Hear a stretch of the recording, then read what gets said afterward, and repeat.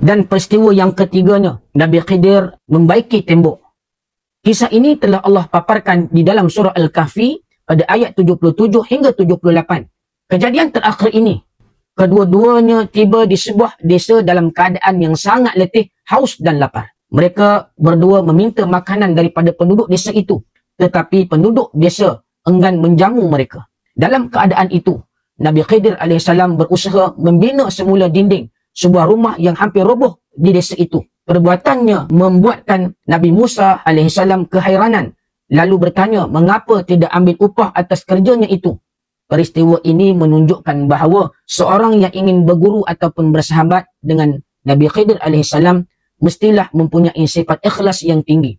Dia harus tidak menjadikan sikap buruk seseorang sebagai penghalang untuk dia berbakti kepada orang lain. Apa yang diharapkan hanyalah keredaan Allah Subhanahu wa taala, bukannya habuan dunia.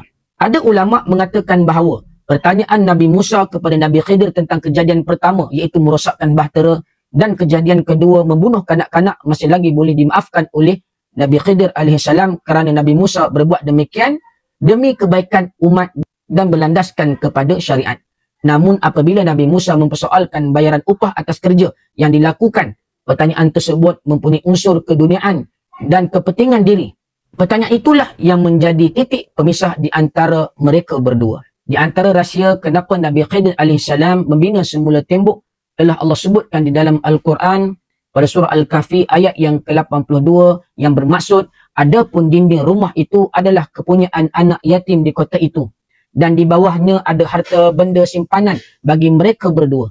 Sedang ayahnya seseorang yang soleh, maka Tuhanmu menghendaki supaya mereka sampai kepada kedewasaannya dan mengeluarkan simpanannya itu sebagai rahmat daripada Tuhanmu.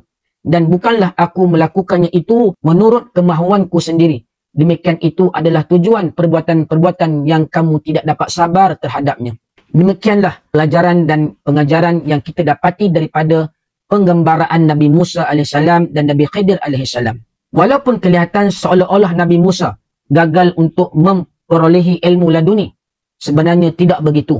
Hasil ujian yang dilalui Nabi Musa ketika bersama Nabi Khidir, baginda dikurniakan kasyaf yang istimewa, iaitu dibukakan hijab pandangan batin sehingga dapat melihat kekurangan diri sendiri seperti rasa besar diri, gopoh, kurang mujahadah, kurang syukur, kurang keyakinan kepada Allah Subhanahu wa taala dan pentingkan diri. Hasilnya Allah Subhanahu wa taala kurniakan ilmu laduni yang lebih istimewa secara terus ke dalam hati baginda, iaitu sifat tawaduk, sabar, mujahadah, ikhlas, syukur dan tawakal, redha serta mahabbah. Sifat-sifat tersebut lebih penting kerana ia mendekatkan diri kita kepada Allah Subhanahu wa taala berbanding dengan ilmu kasyaf yang dapat melihat sesuatu gambaran ataupun berlaku yang hanya bersifat duniawi.